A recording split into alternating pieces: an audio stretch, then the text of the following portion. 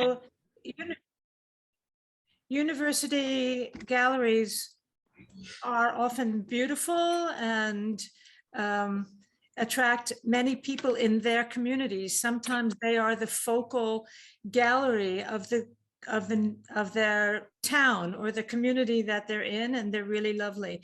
And I myself have shown many times in my local branch of the New York Public Library, which happens to be the Morningside branch. And so there are a lot of university students and faculty who come in there, but those are options also, and they're very welcoming. And so I recommend them, and some other people recommended some other nonprofit spaces. Great, thank you. Thank you, Francine.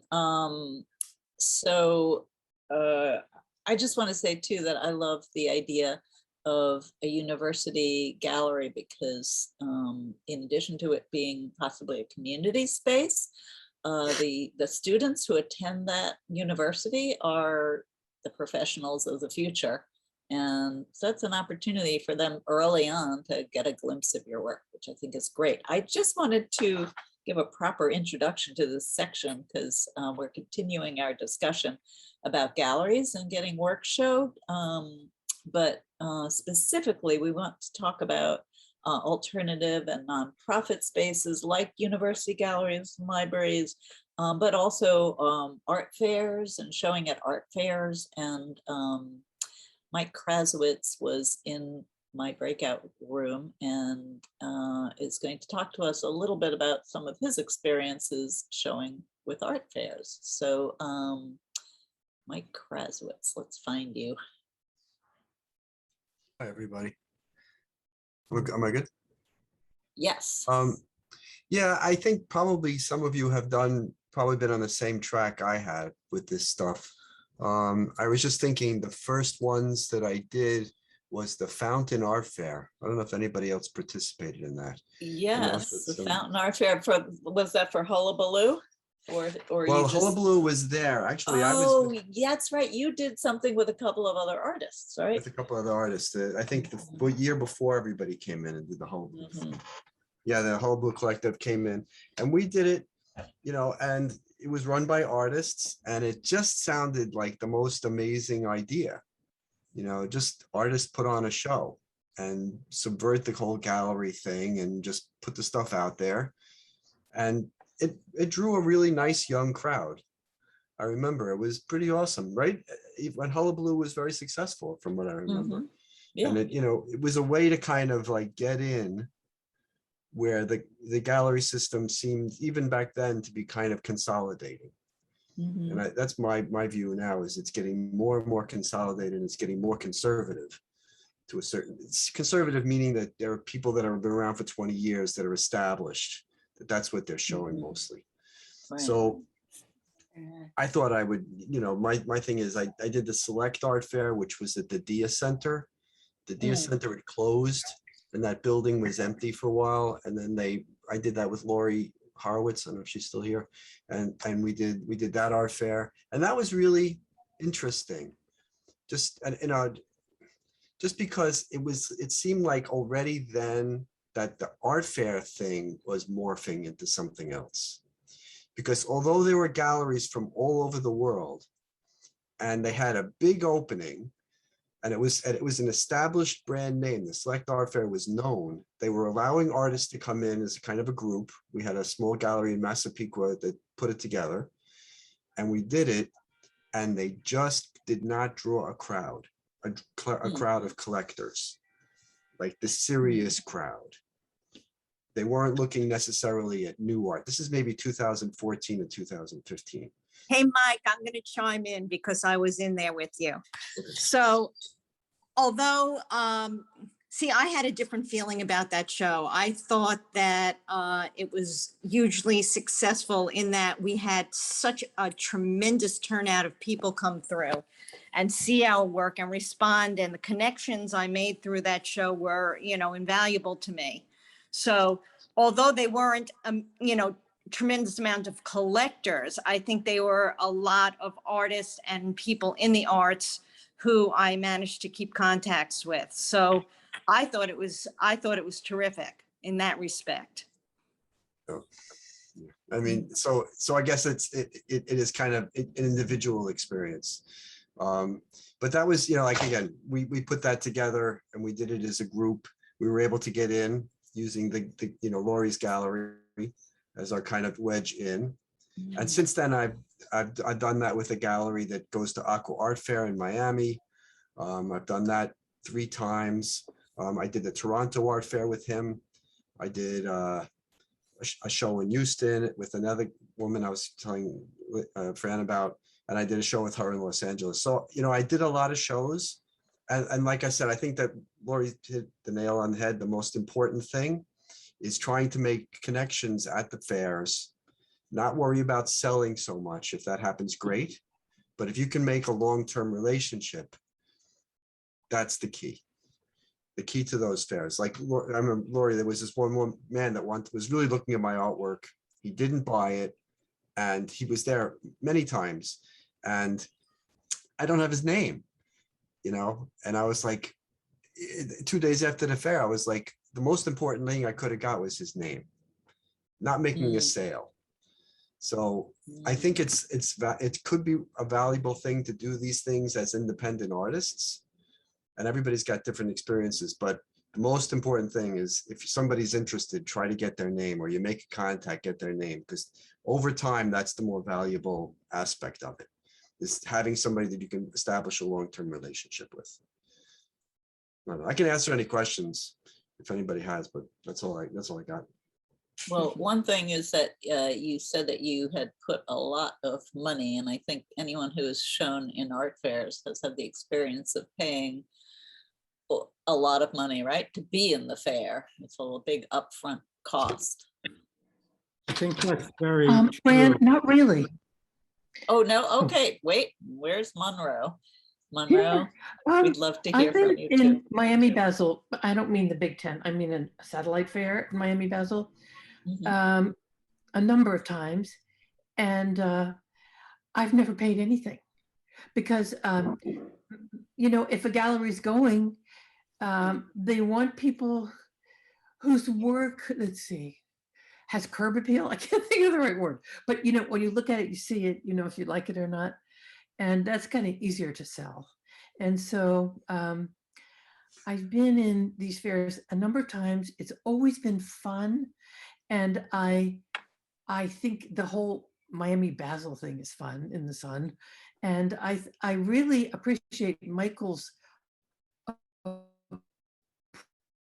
to figuring out a way to work yourself in. And it's also a great chance. You don't have to be in the fairs to go. If you can get it together to go, these dealers are all eager to talk to you. And, they don't know whether you're a collector or not. And I would never bring a package of my own work and, foist it in their face, because that's the last thing they want. And they will never deal with you again if you do that. But I think it is a good way to meet a lot of people, which sometimes So you back can't. to the connections. So it's about meeting people and making connections. Yes, exactly. So Monroe, I'm curious, you said that it didn't cost you anything. You went with galleries. Were you invited? Did you approach galleries? Are these galleries that you show with? So how did you? The galleries I show with.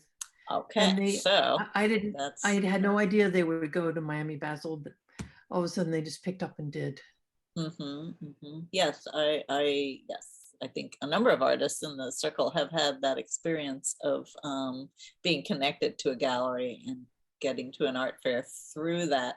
So you went, were you able to meet any collectors that way, or that you really left that to the gallery? Yeah, I didn't meet any. I'm not that good at meeting collectors, but I did meet a lot of gallery owners and have wonderful conversations with them. So if I know them, I can walk into a gallery. I mean, I think knowing the people you'd like to show with is very important. So doing your research, you're saying? Yeah, but I mean, being there and walking around and doing research. So that is a place to research at the art fair. Yes, definitely. But did you have your card and hand your card to the people that you were talking to? Oh, Yes. oh, you And did. I You did always hand have your it like card. Okay. really easy to get at, like my back pocket or someplace where I can just go, oh, and here's my card, you know? Mhm. And Quick, right. if they have your name, they will look at your website Mhm. or look you up on Instagram. Right. I, Okay. I totally agree. And I have to vote for showing in libraries. My experience was, and I may have said this before, and I talked about it in the breakout room. Long story short, I put like 36 of my paintings in my local library for a solo show. Why? Because I wanted my mother to be able to go to a show with her girlfriends locally. And I Aw. did it for my mom.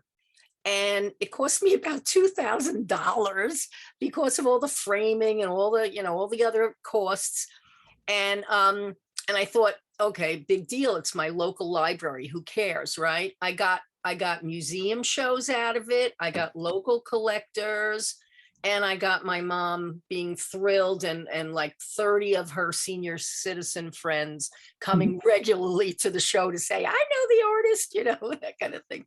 And they told everybody, and I got collectors out of it. But in my local community, you know, sometimes you don't think, I want to do something right near me. You think of doing these big things, you know, elsewhere. But it worked out for me. And so my point is, you never know, especially if it's a solo show. You get to put what you want up there. And that's really, especially a large show, 36 of my pieces, you know, it was fun. It was a lot of fun. Well, thank Excellent. you for that, Ally. Every time you speak, I get so much value out of what you say. And I really like Oh, what you thank said you. about your mom, which made me think of an experience I had. I have been showing in Miami in December for this. This is going to be the 4th year. And I started, and not as a source of income, but just the way my life evolved. I work with a gallerist, and the first time I was in scope, and my work was seen by people from the Cornell Art Museum, and I got into a museum show, and the museum happens to be in Delray Beach, which is where my mother lives. Aw. And so the whole family got to, you know, all of the relatives got to see my show, which they never would have. And it was just one of the happier, serendipitous, random moments that we love as artists. Right. And, you know,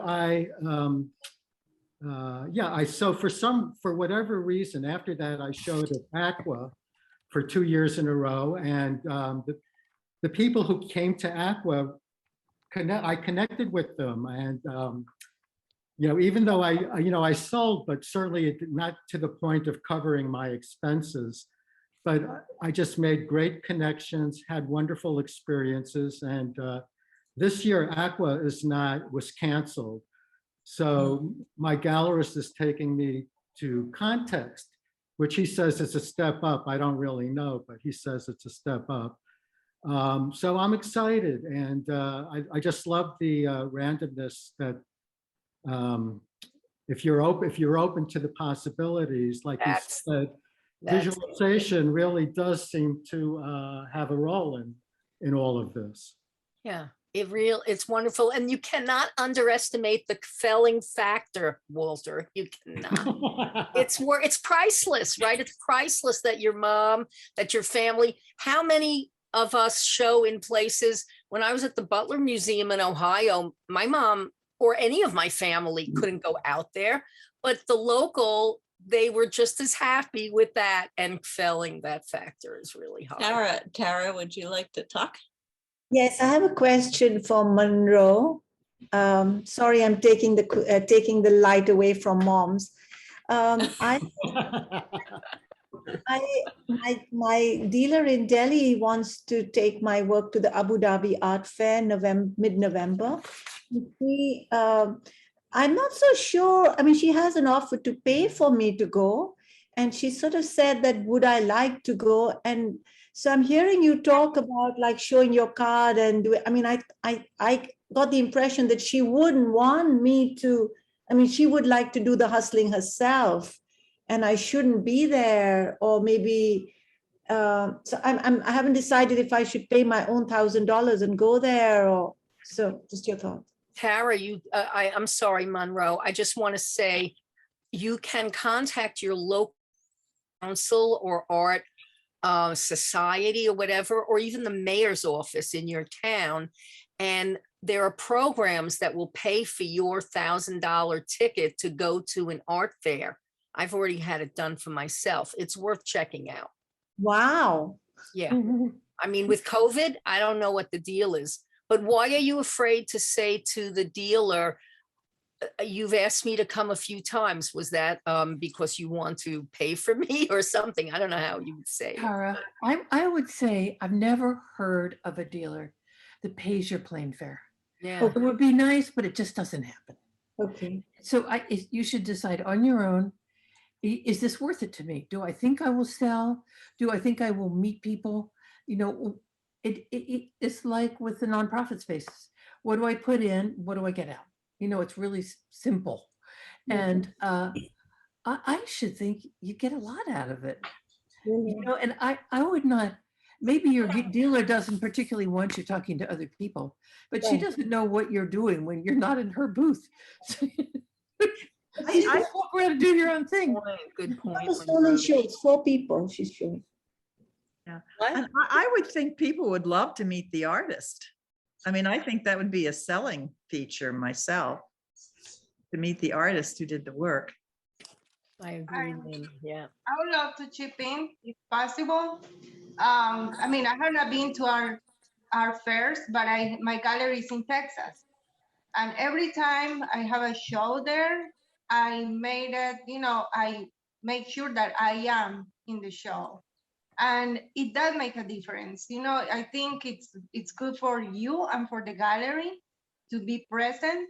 And it's very good for you to meet collectors, because especially now with social media, you can stay connected. It's not like you meet them once and then you disappear. You get their information, you know, you follow them on Instagram, they follow you back, and then you keep that relationship. But if you have that offer and they're paying for your ticket, I mean, it's a very personal decision, but I see a lot of advantages. You know, at the, you know, a minimum that could happen is that you have a great time in another country. So take it as, you know, it's vacation, it's art, it's work, and you're going to strengthen your relationship with the gallery that is representing your work, and also potentially meeting collectors. So I think you have a lot more to gain than to lose. But again, I mean, we all have different, you know, different things are going on in our lives. So it is a very personal decision. And it's tax deductible. Oh, Yeah. Keep receipts, every single coffee, Yeah. every single thing. Charge everything and it'll be easy to deduct it later. Can I just say, I did Aqua Art Fair and I went with a gallery. And at first I was a fly on the wall and basically listened to them speak about my work. And when I realized they weren't really getting the message across or talking about it properly, it's when I started to step in and really explain the work. And it was helpful because then the curator knew what to say, and just went back and forth with it. And I felt that it was very helpful for me to be there in terms of dealing with people who were looking at the work. I think I also met a lot of people, but I think it helped them to really get a better grasp. And then I would walk away and let them sell. So I think it's helpful to go. thank you. Excellent. I just Yeah. want to mention another thing too, is sometimes different places have art walks or anyway, I participated in artwork an art walk years ago in the town of Hudson, upstate New York. And they had all these alternative spaces that they opened up, and all the artists from the area showed work in sometimes stores or And I was in something called the Pocketbook Factory. And I participated mostly, I wanted to be a part of this community and I wanted to meet other artists. But what happened was I had a large drawing that I had in the show, and nothing happened because of the show itself, but it was seen by many people. And about a year later, somebody called me and they had seen the drawing and they had remembered it and they purchased it about a year later. And it was an expensive drawing. It was like a $3,000 drawing, and just out of the blue like that. And they collected art. So I just wanted to throw that out there too. That's a nice result. Great. Congratulations. Hasn't happened to me since, but You never know. right. Hi, can I say something? Yes. I participated in an art walk in Seattle years ago. It was in a eyeglass store called Eyeballs. And it was a great show. They had this fabulous big wall and the light in there was like perfect. You know, there they are selling their eyeglass frames. And the work looked great. It had a great location. And then they put my artwork that didn't fit on the wall, especially the ones that were in cradles. They like would put them on like they would find little spots for them on their shelves. So it was like throughout the little store. It was so much fun. I didn't sell, but it was just still absolutely worth doing. That's great. Great name for sure. Yes, eyeballs. At that time, it was a very funky place. They had made a big deal every month of making window dressings that were really different, let's say. So. Mm-hmm. Yeah. I have over time participated in a few art fairs, and I definitely have found that going in with the mindset of trying to sell, I quickly learned was the wrong mindset and can get you very depressed. But the connections you make are the valuable part. And so I've gotten sales, collectors, opportunities, even students through art fairs. So I think with every opportunity, leaving yourself open to whatever might come is a really good way to go in. But definitely, I can't remember if it was during the breakout room, Mike, or during your talk where you mentioned the man that came so many times and you didn't get his name.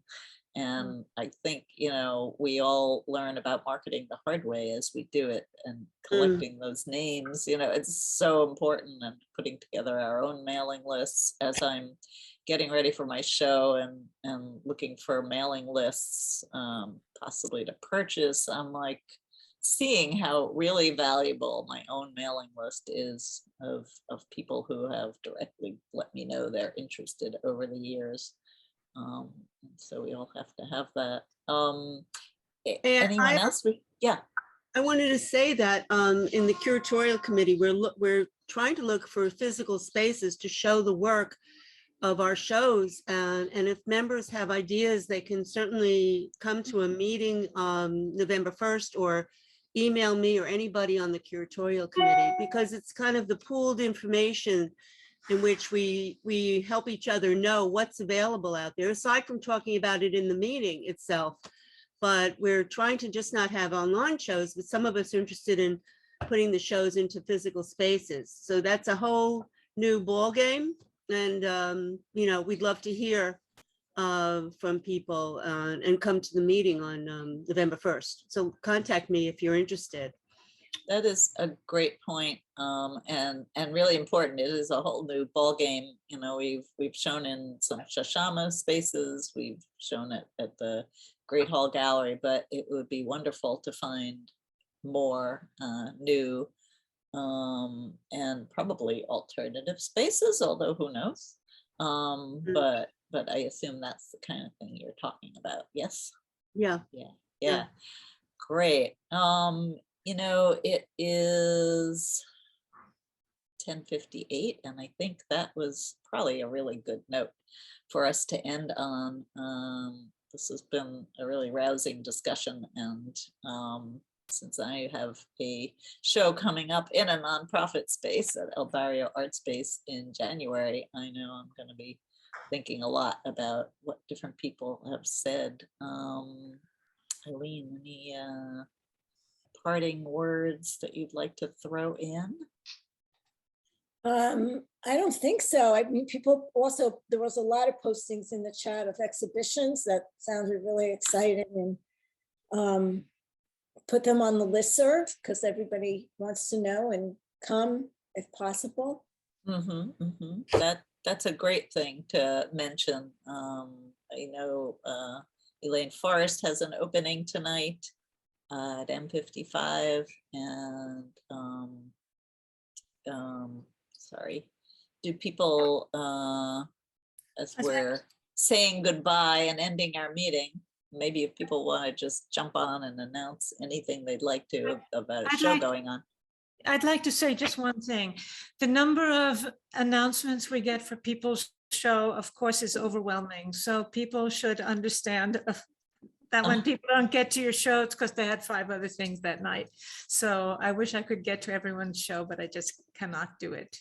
Oh, that is such a good point. And I would say we will all say ditto to that. Tara, you have a hand raised, and I don't know if you actually meant to do that or if that's from before. I think it might be from before. Anyone else have a show opening tonight? This week coming up? Right, I do. I do. Okay, Audrey, great. So my husband and I were invited in, and I guess it's kind of apropos to what we were talking about, showing in university venues. We were invited to curate a show at St. Joseph's College.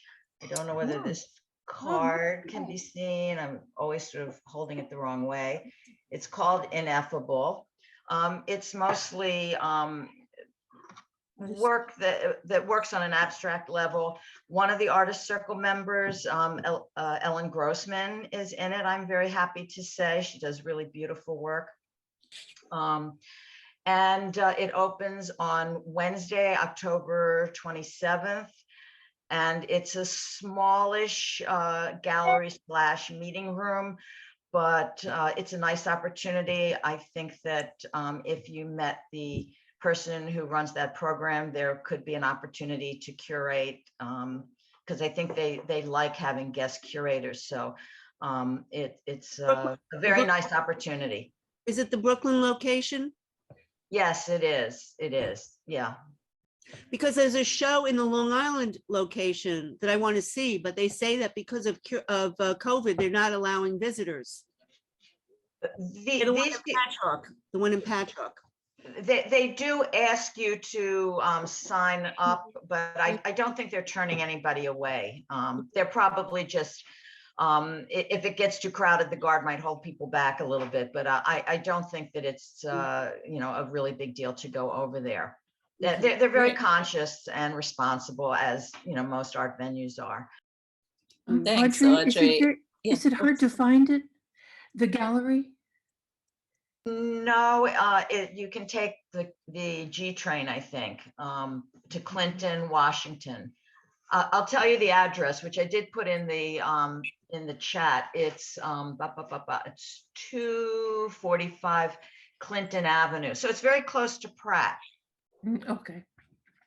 Great. Thank you. And also thanks to everybody who presented. Thanks, Mike. Thanks, Monroe. Thanks to everybody who presented about our topic and who jumped in and joined. It always makes for a good discussion.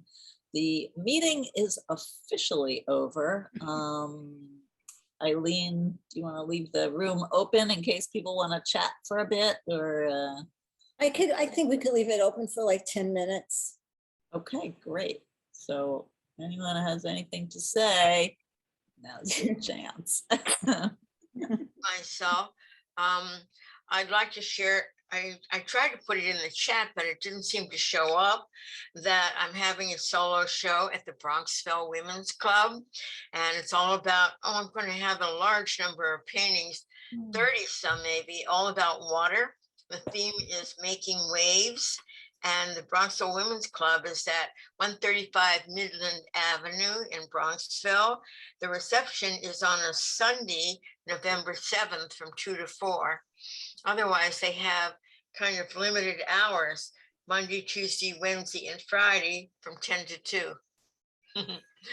Sure would love it if some of you could come and see that show. Where is Elaine's Excellent. show? Where is Elaine's show? Elaine Forrest. Let's see, is Emily Stedman still here? Because she's in the No, same it's gallery. no, M55. M55, right? But I don't know, I can't remember the At location. It's in 548 West Chelsea? 28th Street. Yeah, Thank 548 West you. 28th Thanks, on the Yvette. 6th floor. Sixth On floor. the building sixth is floor, Carter okay. Burden. Okay, And thanks. Fifth Street. Does anyone know the how chat late I'm gonna be Carter there Burden- tonight, so. Fran, What? Fran, somehow the whole chat disappeared. Is that just me or did Just Fran you. kind of? No, it's just Take it you. off. Did you, Oh, if your internet cut out and you had to come back for any reason, the chat will disappear often. You lost. Oh, Um, shoot, but- that's what happened. But So- Francine will be taking our chat and sending it out. So I'd just like Okay. to say that in the same building or connected to the back, that is at 547 West 27th Street, at Ceres Gallery, there are 3 spectacular shows. So while you're at Carter Burden, you can just go through the building to the adjacent building that's on 27th Street. And there are several galleries in there. We have good shows, but Ceres, CERES, has 3 wonderful shows. Yeah, that building is really hopping. There's so much stuff going on. It's just, you just walk around. It's everywhere. Bye, everybody. bye. Bye. Bye. Bye bye. Bye. Good to see everybody. Thank you, everyone.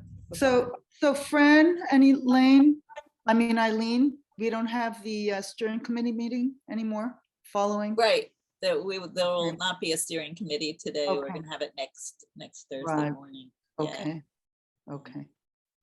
Okay, this is the end of the chat save. Bye, everybody. Bye, bye, bye, bye. Thank you. Bye, Francine. Thank you. Bye. Chat save. Mhm. Chat. Saving the chat. Where do you save the chat? So when you're in the chat, if you have the chat window open at the Yeah. bottom, there should be 3 little dots. And if you click on those 3 dots to the right, it says save chat. But I you got need That's to know how where it's you're sa- formatted you on need my to- computer. You need to know where you're actually saving it. What's the You're saving default? it to a Zoom folder by Right, default. on your local Oh, I see. It's on the documents, bottom. maybe. Yeah, on the bottom. Save chat. I got it. Yay. Take care. See you guys. Bye. See you. Bye-bye. Bye. Have a great day. And I want to talk to you. Talk to you later, right? Okay, let's talk later. Yeah, Okay, I have bye. a yoga class now, but I'll be free later. Ooh. Okay. Ooh. And Bye. bye, Maria. Good to see you. Sorry Good we to missed see each you. other, I'm but let's also talk and catch up. We'll catch That would up. be great. Okay. You running to yoga now, Fran? Should we talk later? Yeah, let's talk later. Or let's Okay. call me just for 1 minute. and I'm Okay. gonna- Okay, I'm Okay. gonna end the meeting. All right. Bye, everybody. Bye, everybody. Bye.